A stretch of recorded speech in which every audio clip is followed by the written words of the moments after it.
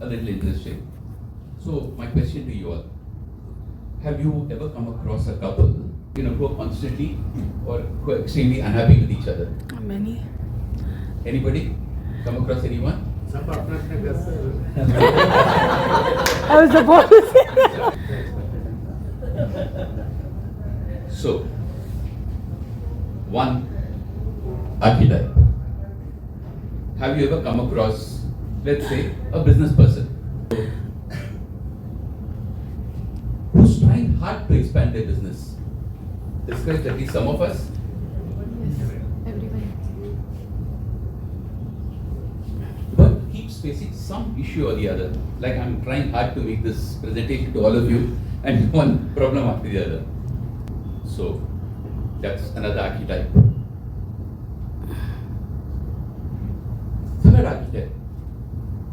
Many of us might have such people in our own homes, or we might have seen such people in our own homes. The student who is, who wants to crack, let's say, a competitive exam, or just wants to do well in their board exam, or etc., etc. But has tried and fallen at the last hurdle a couple of times, or is afraid of falling at the last hurdle, facing the crisis of confidence, etc. Yes? A person who's trying hard to repair one's romantic life, but sometimes keeps choosing the wrong partner. I've had people like that come over. So the question basically is, what might be common amongst all such archetypes? Just some food for thought.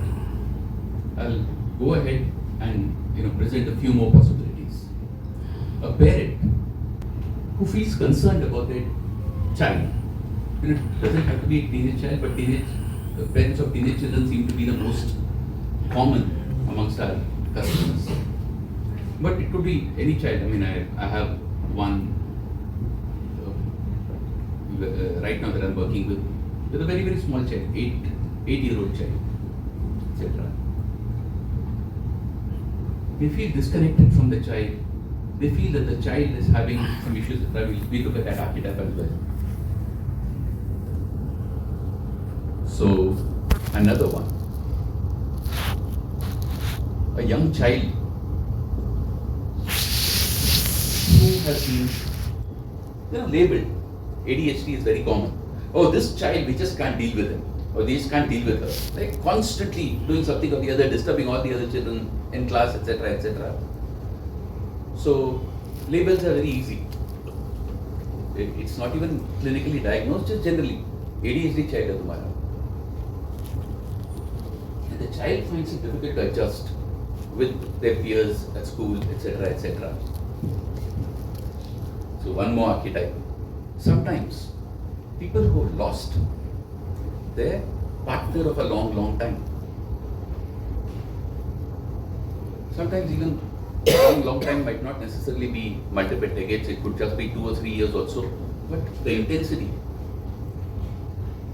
consumed by intense and unresolved grief. And also, clearly wants to have some way of moving on. It's not very common, but all of us have heard of such scenarios. And it can be of any gender, doesn't necessarily have to be only one gender. And say an employee of a company who is finding it difficult to cope at work, not because they are incompetent, but just because the environment is not comfortable. And has problems with the boss. Typically that happens. When the environment is not comfortable, the boss represents the congealed form of the entire non-working environment. So again, the question is, what could be common amongst all of these? I'm not provided the answer here, so I'm just going to allow you to read this, or I'll probably go through that in detail also. But let me give the answer first. What is common is, at some level within the mind, one is not convinced that one is worthy of being what one wants to be, and also not convinced that one deserves that which one is looking for here and now. These are essentially the two basic issues. And then of course there are multiple other